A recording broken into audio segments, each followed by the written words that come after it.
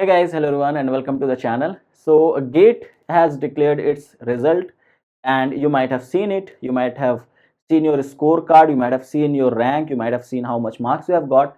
Now, the next question is that what you can do with that. Okay, basically, the most important question right now in your mind should be that depending upon your rank, which institute you should target for your PhD, right? So, to take admission in PhD, which IIT, which NIT, which IISER you should target for. So, this video will help you to do that or to take that decision, and that's why I'm making this video. I've just summarized the data depending upon previous years of cutoff, previous years of like whatever the application form requirement were for different IITs and IISERs. So depending upon that, I'm making this video. One more important thing I'm going to tell you before going into the video, before telling you about everything, let me tell you one thing, that when you are taking admission based upon your GATE score, sometimes you will see that there are a lot of exception cases. Like I know one of my junior who got admission.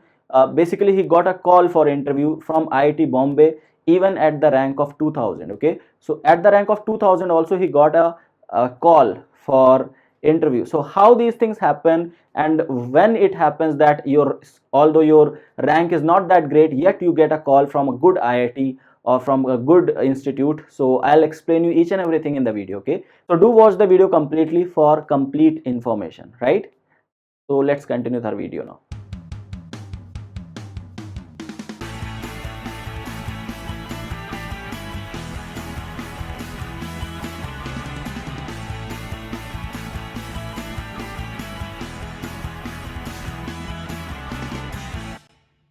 Right, so I'll start from some of the IITs over here, and I have divided these institutes in three partition. The first partition, which you can see over here, this is basically for high rankers. Okay, the ranker which are getting rank around 500 to 700 or less. Okay, so those people who have got a rank 500 to 700 or less, basically your GATE score should be around like it should be around 400 or 500. Okay, that's what the GATE score should be, and this should be your rank. Okay, so here I'm talking about your rank. So rank should be 500 to 700 or less. So basically ISC Bangalore, it takes at a little higher rank, let's say below 500. IIT Madras, IIT Delhi, IIT Bombay, IIT Kanpur, IIT Kharagpur and IIT Roorkee. So this is what the rank range is within where you can get the interview call. The second like column which you can see over here, IIT Guwahati, IIT Hyderabad, IIT Indore, IIT BHU, IIT Dhanbad, that was ISM Dhanbad earlier, and IIT Bhubaneswar. These goes up till around, let's say, your 1500 or less. Okay, or basically I will call it around 1200 or 1500. Okay, so that should be the range. So 1200 to 1500 or less. So that's what is the criteria for taking for calling for interview for these institutes. Okay, talking about the last row which we have, that is IIT Gandhinagar, IIT Ropar, IIT Patna, IIT Mandi, IIT Jodhpur, IIT Tirupati, IIT Bhilai, IIT Goa, IIT Jammu, IIT Dharwad, and IIT Palakkad. So all these institutes, they take at a little higher rank as well. They will call you for interview at a little higher rank as well. That means if your rank is around 2000 plus, then also you can get a call for interview over here. Now initially in the introduction part, I told you that it was possible for one of my junior who got interview call from IIT Bombay. Even in GATE 2020 his rank was 2100 something. So he got an interview call from IIT Bombay. He was called for an interview. The reason was a very important thing, that is your SO. Okay, that's called as your statement of purpose, and this plays a very vital role for any institute to call you for the interview. A statement of purpose is basically what the institute asks you when you are applying for the PhD program, or their statement of purpose explains that which topic you are interested in to do the research, and what are your thoughts about the topic, how much you are already interested in, and which, and like basically it talks about three important things, that which is your topic of interest, why you are interested in that topic, and why that institute should take you for the PhD program. Okay, so what you are expecting from the institute and what institute can expect from you. So basically there your experience and all those things comes, like a project or anything comes over there. So the better SOP has a good chance to be called for interview in even in good IITs, even if your rank is not that good.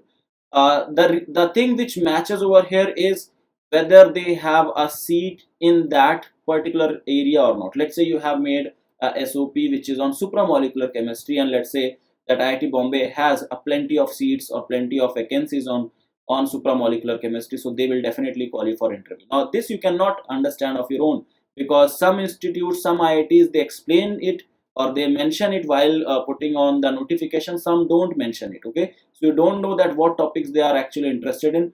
What you can do is just based upon your luck factor, that you can just like submit your SOP, and you can just pray for that whatever topic you have selected, that topic has a vacancy in that particular institute. Okay, so this plays a very important role. So with this SOP, with a good SOP, you can even get at not so great rank, at rank something around 2000 also, you can get a chance to give interview for these top IITs. Okay, so that's why I'm telling you that these whatever categorization which I have done, it's very subjective and it's not to be followed religiously over here. Okay, you don't have to follow it like that okay fine, if your rank is more than let's say 700, so you will think that okay, I should not apply for any of the top 7 institutes. It's not like that. You can definitely go for that, and there are chances that you can be applied. Okay, so there are some gray regions which are there, so it's not black and white totally. It's not you can say that between 500 or less only I can go for the top institute. Even if your rank is 800, 900, 1100, 1300, then also you should go and you should try for these. Okay, if your statement of purpose is good enough and if they are interested in, definitely they are going to call you. Okay, so this you should keep in mind. All right, so this is something which I want to make it very clear over here. There are other institutes also. Okay, there are many other institutes which are there. So here comes your IISERs. Okay, so these are your IISERs which we have, and you know IISER means Indian Institute of Scientific Education and Research. These are basically designed, and they are working especially in the field of science. Okay, so chemical sciences, physical sciences, mathematical sciences, bios, like life sciences. So these are the topics which are being explored in the IISERs. But one thing which I will tell you, that IISERs this time, they are not that much concerned about GATE scores. They are more concerned about CSIR JRF. Okay, so they are more concerned about it. I have seen the notification which was there in IISER Kolkata, and they are asking for CSIR JRF. They are not asking just for the GATE qualified candidate. Okay, so you should have JRF also. Okay, so if you don't have, you just have to check on. Okay, so just keep checking their official website, just see that what they are asking in the notification. I'm quite sure that IISER Bhopal or IISER Pune or IISER Mohali, they will not ask for JRF. They can take on the basis of GATE plus NET, or simply on the basis of GATE. So you should apply on that. Okay, so these are some best of the IISERs, like which people generally follow first. So top IISERs you can say, and these are the IISERs where you can be called for an interview even if your rank is not that good. Okay, so if you are below in the rank range, so you should, like, if your rank is quite high, that means if you are having 200, 2000 or 3000 rank, you can at least try for these IISERs. Okay, you can apply for them. There are chances that you will be called for the interview. All right, the third type of institutes are your NITs. Now here I have made a list of all the NITs. Okay, you can take a screenshot of this particular this particular slide over here. There all the NITs are there. I'm sure that some of the NITs don't take admission on the basis of chemistry. Okay, I'm quite sure. I have just taken it from the web and I have given you all the list of NITs. Now what you have to do is keep on checking each and every NIT, their official pages, and you have to apply as soon as they have given the notification. Okay, the admission notification. As soon as they publish it, you have to apply for it. Okay, so don't wait for anything over here. Just try to apply it. Okay, so all the list of NITs there. I'll give you this PDF. The link to download the PDF will be there in the description of this video. You can definitely go for that. Okay, so yeah, these are all the NITs. Apart from these, so we have we have explored IITs, we have explored IISERs, we have explored NITs. There are some other institutes also which we called as DST funded institute. Okay, so DST funded institute. So these institutes also take admission in PhD based upon your GATE score. Now for this Center for Nanosciences, Nano and Soft Matter Sciences, this is called as CENS. This is one of the institute which works in the nanoscience field. So yeah, definitely you can go for this. If you, even if your GATE rank is not, or if your GATE score is not that good, you can try for it. Okay, you will be getting a chance to give interview, although the seats are not that much, but you will be given chance for an interview if your rank is not that great. Okay, right now the admission process is going on over here, so you should definitely check out their official page. Now the next thing is your IARC. Okay, so this is your International Advanced Research Center for Powder Metallurgy and New Materials, that's in Hyderabad.